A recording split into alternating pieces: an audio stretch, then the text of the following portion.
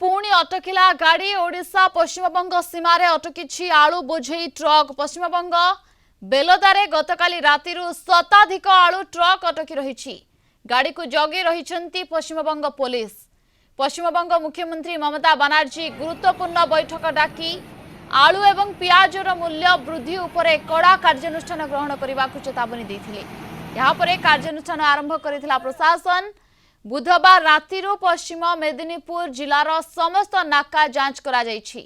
राज्य रे आलूर मूल्य ह्रास नहेबारु राज्य रे उत्पादित आलू को ग्राहक अधिक मूल्य रे किनिबा को पड़ुछि। तेणु आलू दर ह्रास पई पश्चिमबंग सरकार पक्षरु एही पदक्षेप निया जायछि। अन्य राज्य को आलू रप्तानी बंद कर दिया जायछि।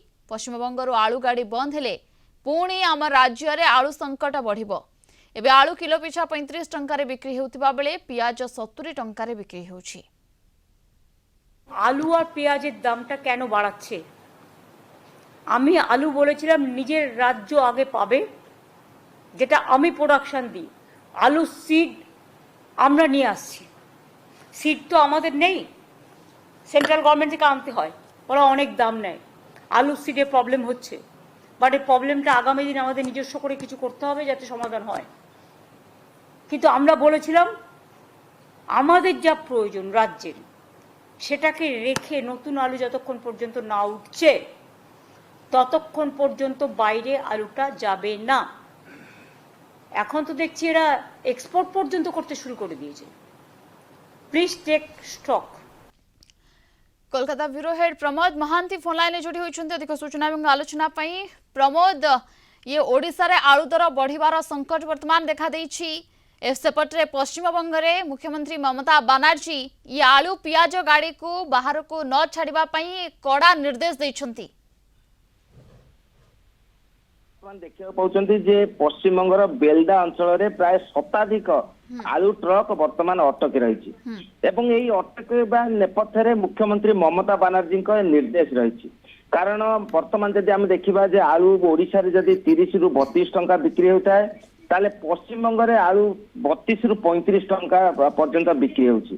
एवं मुख्यमंत्री ममता बनर्जी जुक्ति जे पश्चिमबंग रे आलू उत्पादन करा जाउछि, सेही आलू उत्पादन करा जाय अन्य राज्य को पठा जाउछि, किंतु पश्चिमबंग रे आलू मूल्य अधिक अन्य राज्य रे कम। तेणु मुख्यमंत्री कहते जे यह पूर्व यही परिस्थिति सृष्टि होइतिला एवं आलू जेपरि अन्य राज्य को सरबराह करा न जाए एवं राज्यर जो चाहिदा से चाहिदा मेंटिबा परे बळका आलू जेपरि सरबराह करा जाए सेति प्रति भूमिका नेबा को हेबो। किंतु परवर्ती पर्याय रे देखा गला जे आलू पश्चिमबंग रे जो आलू ता नष्ट होउची, व्यवसायी माने विभिन्न खेती सहयोग करछन्ती। तेणु से दाबी कले जे आलू अन्य राज्य को ओडिशा समेत अन्य राज्य को आलू सरबराह करा जाओ एवं से भित्तिरे सरकार अनुमति देइतिले एवं वर्तमान जो परिस्थिति सृष्टि होइछि जे पश्चिमबंग रे आलूर मूल्य वृद्धि पाइछि, जहां मुख्यमंत्री क्षोभ प्रकाश करछन्ती एवं से निर्देश देइछन्ती जे पश्चिमबंगर चाहिदा मेटिबा परे बळका आलू पठाइबा कथा, किंतु वर्तमान परिस्थिति रे राज्य रे आलू अभाव देखा जाउथिबा बेले अन्य राज्य को आलू पठा जाउछि। तेणु गतकाली ठारू एकदम स्पष्ट भाव बंद कर दिया जाइछि एवं प्रमोद एमती किछि गाइडलाइन आछे कि ये केते दिन पर्यंत एमती बंद रहिबो? देखो वर्तमान यही जो आलू सरबराह बंद रही पश्चिमबंग आम देखिए पाँच रास्ता आलू ट्रक धाड़ी लगी। तेणु वर्तमान परिस्थिति में व्यवसायी मान मध्य क्षोभ सृष्टि होती, कारण से जदि अन्य राज्य को आलू सरबराह न करती से वाणिज्यिक दिगरु आर्थिक दिगरु व्यापक क्षति सहय करेंगे। किंतु मुख्यमंत्री आज स्पष्ट निर्देश देते एवं खाउटी कल्याण मंत्री बेचाराम माना को एक कमिटी कर तार चेयरमैन कर एवं स्वतंत्र जने सचिव को ओंकार बिल्ला तांकु भी दायित्व देइछन्ती। तेणु से यही विषय तनखी करेंगे एवं राज्य रे जे पर्यंत आलू पश्चिमबंग रे जे पर्यंत आलू दर नियंत्रण को न आसी सेठारो गाड़ी आसीबनी ये कड़ा निर्देश रही। ममता बनर्जी बहुत बहुत धन्यवाद आपको समस्त सूचना एवं आलोचना पाई। आम सहित व्यवसायी संघ संपादक सुधाकर पंडा जोड़ी होइछन्ती अधिक आलोचना पाई। श्रीजुक्त पंडा आपको स्वागत करुछि कलिंग टीवी को। जदि पश्चिमबंग ये किछि दिन पर्यंत गाड़ी आसीबनी जमती कि सेठिकार मुख्यमंत्री कड़ा निर्देश रही सेठारे आलू दर नियंत्रण को न आसला पर्यंत छाड़बेनी, जदि छाड़ती बड़का आलू आसब तेबे यार प्रभाव केते दूर ओडिशा मार्केट उपर पड़िबो? ଦେଖନ୍ତୁ ମୋଟାମୋଟି କଥା ହଉଛି ଏ ବର୍ଷ ଶୀତ ଟିକେ ପଡିବାରେ ଡେରି ହେଇଛି, ତେଣୁ ଆଳୁ ଅମଳ ପ୍ରାୟ 15 ଦିନରୁ ମାସେ ପର୍ଯ୍ୟନ୍ତ ଲେଟ୍ ଅଛି। ତେଣୁ ସେ ପଶ୍ଚିମବଙ୍ଗ ସରକାର କହୁଛନ୍ତି ଯେ ଆମର ଯୋଉ 15 ଦିନ ମାସେ ଲେଟ୍ ହବ ସେ ଅନୁସାରେ ଆମ ପାଖରେ ଆଳୁ ଗଚ୍ଛିତ ନାହିଁ, ତେଣୁ ଆମେ ବାହାର ରାଜ୍ୟକୁ ଆଳୁ ପଠେଇବୁ ନାହିଁ। କିନ୍ତୁ ମୋର ଯାହା ମନେ ହୁଏ ଇଏ ପ୍ରକୃତ କାରଣ ନୁହେଁ, ଇଏ ହଉଛି ବାହାନା। ରାଜନୈତିକ କେମିତି ଇଏ ସାଧନା କରିବା ପାଇଁ ଇଏ ଗୋଟେ ପ୍ରକୃଷ୍ଟ ସମୟ ବୋଲି ସେ ଅନୁଭବ କରିଛନ୍ତି। ଦ୍ୱିତୀୟ କଥା ହଉଛି ସେ ତ ପର କଥା, ରାଜନୈତିକ କଥା, ସେଥିରେ ଆମେ କିଛି କହିବାର ନାହିଁ, ସେ ଯାହା କରିବା କଥା। କିନ୍ତୁ ସରକାରଙ୍କୁ ଆମ ସରକାରଙ୍କୁ ମୋର ଅନୁରୋଧ ଅଛି, ସରକାର ପ୍ରୟାସ କରି ଯେକୌଣସି ଜାଗାରୁ ସେ ଉତ୍ତରପ୍ରଦେଶ ହଉ କି ପଞ୍ଜାବରୁ ହଉ କି ସେ ୱେଷ୍ଟବେଙ୍ଗଲ ହଉ ଯେମିତି ଆଳୁ ସୁରୁଖୁରୁରେ ଓଡିଶା ଭିତରକୁ ଆସିପାରିବ ତାର ସୁବନ୍ଦୋବସ୍ତ ସରକାର କରିବା ନିହାତି ଦରକାର।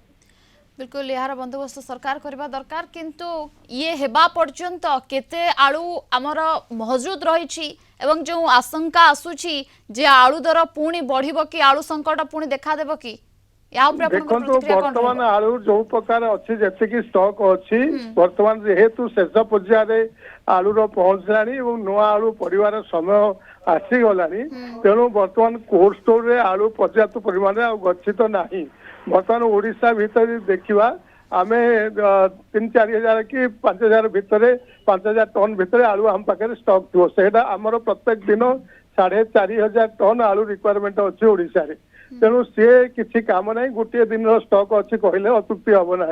तेणु सेटाक बड़ कथा नुहे, बड़ कथा हूँ रेगुलर केमती आम आलू आसीपर तार प्रयास करवा दरकार।